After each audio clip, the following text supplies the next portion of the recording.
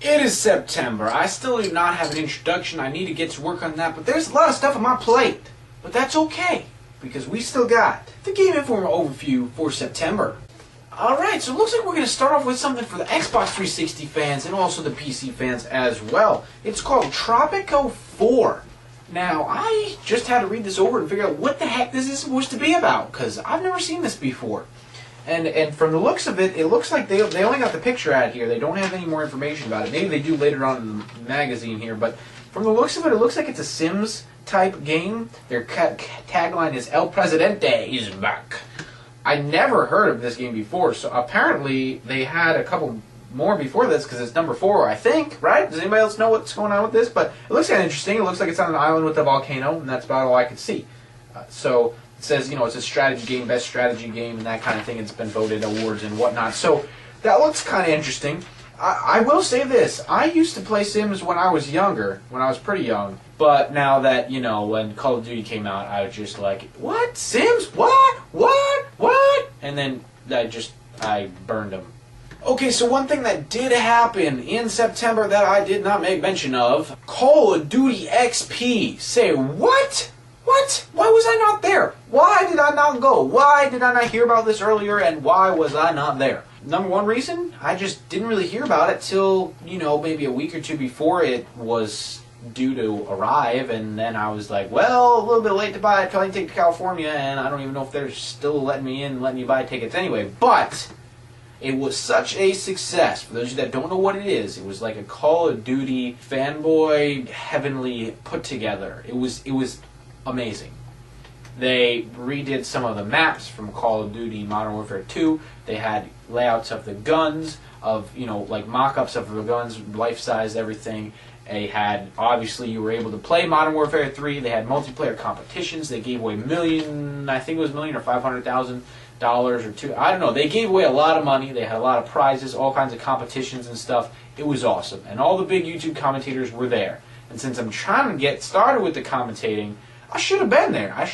There's no excuse. I should have been there. But it was such a hit. Next year, they're planning on having it again. So if they do, you know you'll be seeing me there for sure. Next in the Gameinformer world here is Borderlands. Now this game makes me regret it every time I see it that I did not freaking buy this on launch day. This one is going to go on my launch day list. Released sometime in 2012. It says obviously PS3, Xbox 360, and PC. And they have a huge, like I said, a whole bunch of pages in here. 1, 7, 8, 9, like 9 pages or so. And obviously the cover of the whole Gameinformer. So Borderlands is pushing their little spiel, and I'm loving it. I wish I bought the other Borderlands, and like I said, I'm angry every time it comes up that I did not freaking buy it. But this one, 2012, you're on my list, Borderlands. I'm coming for you. Alrighty, next we got Resistance 3 for the PS3 guys like me, you know what I'm saying? All you hardcore guys who bought the PS3 when it originally launched with the Resistance pack. I'm not a huge Resistance fan. I know there are a lot of you out there, though. And I did play it for the PS3, like I said. I think I played both of them for the PS3, and then also for the PSP, I played that one too. And so, you know, I got my fair share of Resistance gaming in, if you know what I'm saying. And it don't get me wrong, it is extremely well done graphically. It is extremely well done. Well, not extremely, but it's a good storyline, a great storyline actually. It's pretty well done. And the combat stuff is pretty good. The thing that really turns me off to a lot of these games is the sensitivity. You can't max out that sensitivity where you can spin super quickly. Automatically, I'm kind of just like hesitant to play it. That's kind of like the Killzone games. Although I did work in Killzone, let me tell you. But I'm still a little bit hesitant to buy those games just for that fact. I'm a high sensitivity kind of guy, and if I can't react quick enough, it pisses me off, because I could have got the kill if my guy wasn't waddling around and rolling over, you know, like he's walking, like he's, well, I tried to make a reference there to something funny, and I can't do it on the spot. I got camera shy. I know a lot of you guys are probably by now noticing I'm kind of a guy that goes on a lot of the major release titles, the big name stuff, Killzones, the Call of Duties, the Battlefields, the Guitar Hero when that was big back in the day, and Rock Band and all that. I don't really get a whole lot of these titles that are kind of they're major releases, but they're not real super mainstream. The reason for that, number one, I just don't have the time to play 1,000 freaking PS3 games a year. That all these, they constantly are being released all the time, every month they're coming out with new games, and I don't have the time to play them, nor do I have the money to drop on all of them, especially if I'm not going to be playing them. I'm not going to drop $60 on it and have it sit on my shelf like all these other, like, probably 30, 40 games I got here going on now. You know what I'm saying? So that's kind of why I pick my games very thoroughly. I decide a lot before I go through them. I do research on them and hear about it. And some games are just impulse buys. Battlefield 3, impulse buy. Call of Duty, impulse buy. Not impulse, I guess. It's just a habitual buy. I just do it. That's just what I do.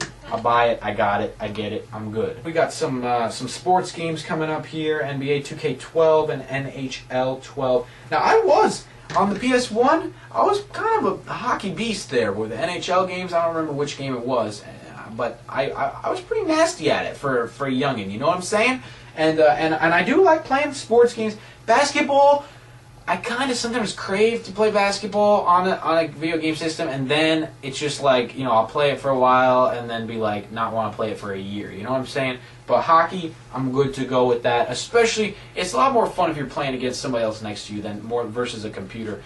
Same with all of them. Football, baseball, all that stuff. I like playing with somebody else. That's why I have a couple of them here on the shelf, just in case I need a party game to break out once in a while. But other than that, I'm not one to go through the single player. I know they have improved a lot over the years. A lot. There's all kinds of careers and stuff you could pick through and run through your teams through seasons and stuff like that.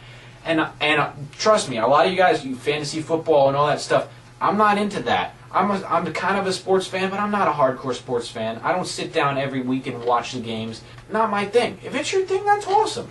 And you probably want to check out these games. But to me, honestly, sports games, I'll keep a couple on the shelf. I'll refresh them every couple of years, so I got some new fresh stuff. I'm not playing with stuff from graphics from back in, like, freaking the 1990s back there, you know what I'm saying? But other than that, I have really no use for them, in my opinion. Like I said, I'm an online kind of player, and I know you can play online, but let me tell you this. I know there's some of you that sit home and only play sports games. You Madden people, you are sick. You are nasty. There's no competition. It wouldn't even be fun for me or you, especially me. But I'm just saying, that if I go online, I just embarrass myself. So I stay away from those. Now, being an MMORPG fan myself from back in the day, Guild Wars 2 coming out on the PC with the release date to be announced. Looks pretty cool. It looks like another MMORPG. But, hey man, I'm up for a new MMORPG every once in a while. When a new one comes out, that's when you really want to get into it, my personal opinion.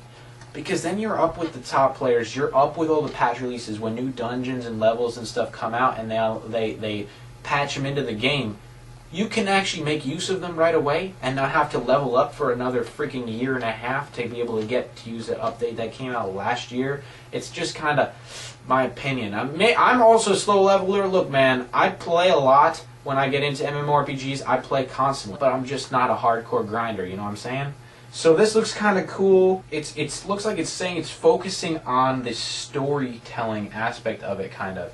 Which they all say that, and a lot of them have really crappy stories. So I'd be interested to see this one, how this comes out, to see if they actually do focus really on a storyline and how they would kind of do that. Because they all focus on quests and a general, very, very general storyline.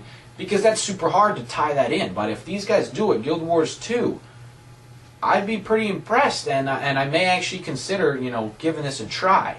So it looks kind of cool, and I'd do some more research on it yourself if you're interested. Again, the release date's to be announced, so you got a while, and I don't know how much news is out about it. This is my first hearing of it, but MMORPG guys, check it out. So check that one out. We got the write-up of everything down below. You can check it out on the website extreme-days.com. The dash is in there, the little dash symbol. You know what I'm saying? Don't forget that. Don't forget that. Check it out on the blog.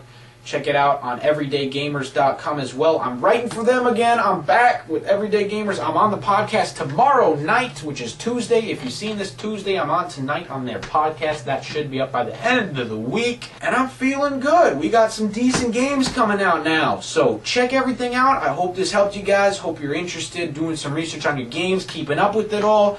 I'll see you in a couple days with another commentary, and I hope you're looking forward to it. It's a pretty nasty gameplay. I broke 150 kills. Be there.